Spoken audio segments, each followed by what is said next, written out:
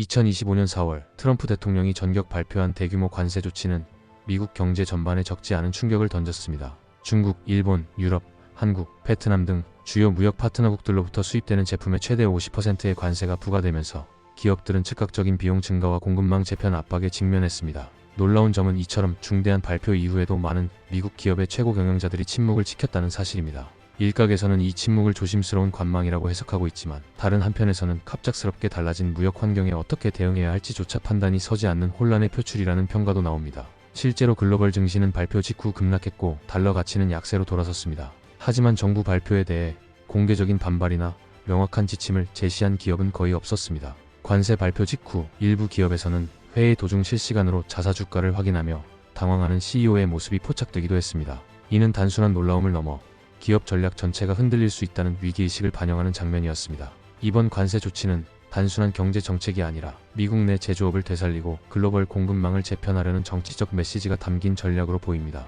그러나 그 여파는 정치적 의도와는 달리 기업 현장에 예상치 못한 방식으로 확산되고 있습니다. 트럼프 대통령의 관세 발표는 발표 그 자체보다도 더 빠르게 산업 현장에 충격을 안겼습니다. 특히 글로벌 공급망에 의존하던 기업들은 그야말로 실시간 패닉 상태로 빠져들었습니다. 가구 소매업체 레스토레이션 하드웨어의 게리 프리드먼 최고 경영자는 애널리스트들과의 실적 발표 중 관세 소식을 접했습니다. 그는 즉시 동료들에게 우리 주가가 어떻게 되고 있는지 실시간으로 확인해달라고 요청했고, 그 순간 젠장 알겠어요 라는 반응을 보였습니다. 이 회사는 제품의 약 70%를 아시아에서 조달하고 있으며 중국에서 23%와 베트남에서 35%로 주요 생산지입니다. 두 나라 모두 이번 관세 대상에 포함되며 특히 베트남 제품에는 최대 46%의 관세가 부과됐습니다.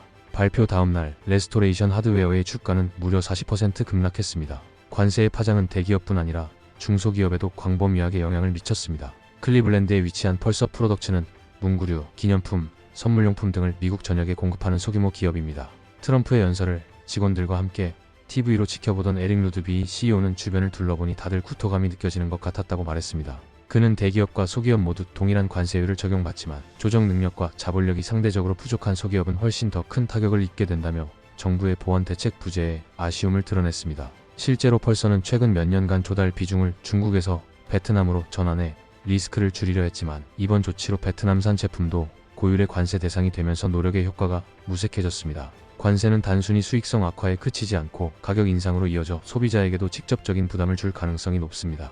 미국 내 많은 기업들은 당장 비용 증가에 대응할 마땅한 대안이 없습니다. 생산지를 바꾸기에는 시간이 필요하고, 가격을 올리자니 소비자 수요가 걱정되고, 수익을 줄이자니 주주들의 눈치를 봐야 하는 상황입니다. 그야말로 셈법이 복잡해진 셈입니다. 트럼프 행정부는 이번 관세 조치를 통해 외국에 나간 생산기지를 다시 미국으로 되돌리고 자국 내 제조업을 부흥시키겠다는 목표를 내세우고 있습니다. 그러나 산업 현장에서 들려오는 목소리는 이 목표가 생각만큼 간단하지 않다는 점을 분명히 보여줍니다. 대표적인 사례가 미국의 자전거 제조업체 가디언 바이크입니다. 이 회사는 지난 2022년 어린이 자전거 생산 라인을 중국에서 미국 인디애나주 시모어로 옮기는 결단을 내렸습니다. 트럼프 대통령이 새 관세 정책을 발표한 로즈가든 현장에 초청된 기업인 중 한 명이었던 CEO 브라이언 라일리는 미국 내 생산 확대에 찬성 입장을 밝히며 관세 조치를 환영할 만한 변화라고 평가했습니다. 하지만 현실은 복잡합니다. 가디언은 생산 공장을 미국으로 이전했지만 여전히 부품의 90%를 중국에서 수입하고 있습니다. 라일리는 이를 내년까지 20%로 줄이겠다는 계획을 밝혔지만, 이는 단기적으로 기업에 큰 비용 부담이 될 수밖에 없습니다.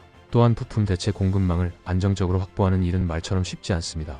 또 다른 사례는 자동차 기계 부품 제조업체 후스코입니다. 위스콘신에 본사를 둔 이 회사는 미국 내 3개의 공장을 보유하고 있지만 관세 발표 이후 오히려 일부 생산을 미국 외 지역으로 이전할 가능성을 검토 중입니다. 수입 부품에 높은 관세가 부과되면 미국에서 수출용 제품을 만들기 위한 비용이 과도하게 상승하기 때문입니다. 후스코의 CEO 오스틴 라미레즈는 5% 정도였으면 감당이 가능했겠지만 이번처럼 높은 관세는 미국 생산을 계속할 유인이 없다고 말합니다.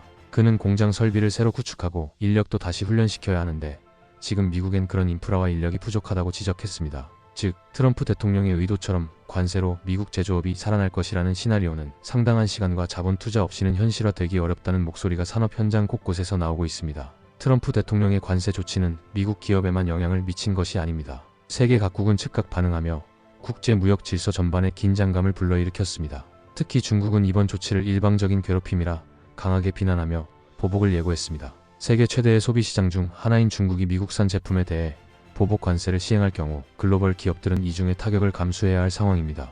일부 국가는 보다 신중한 태도를 보이고 있습니다. 호주의 앤서니 알바니지 총리는 협상을 통해 관세 철회를 유도하겠다는 입장을 밝혔지만 무역 보복 경쟁에는 가담하지 않겠다고 선을 그었습니다. 인도 역시 즉각적인 보복 계획은 없다는 입장을 내놨습니다. 그러나 대부분의 국가는 자국 산업에 대한 영향 분석에 착수했고 상황에 따라 대응 수위를 조절할 가능성을 열어두고 있습니다. 이러한 국제적 반응은 미국의 주요 수출 산업의 불확실성을 키우고 있습니다. 대표적으로 럭셔리 소비재 산업은 이번 조치로 큰 긴장에 휩싸였습니다. 스위스 투자은행 UBS는 미국 내 고급 소비재 가격이 평균 6% 상승할 것으로 예상했으며 더 큰 우려는 중국 소비 심리 위축에 있습니다. 미국과 중국 소비자가 함께 글로벌 럭셔리 시장의 절반 이상을 차지하고 있기 때문에 양국 간 무역 갈등은 해당 시장 전체에 부정적인 영향을 미칠 수 있습니다. 주류 업계도 예외는 아닙니다. 미국 내 증류소들은 보복 관세로 인해 해외 수출이 제한되거나 가격 경쟁력을 잃을 것을 우려하고 있습니다. 특히 유럽과 캐나다, 멕시코산 주류 브랜드들은 자국 내 생산 조건으로 인해 미국 생산으로의 전환이 불가능합니다.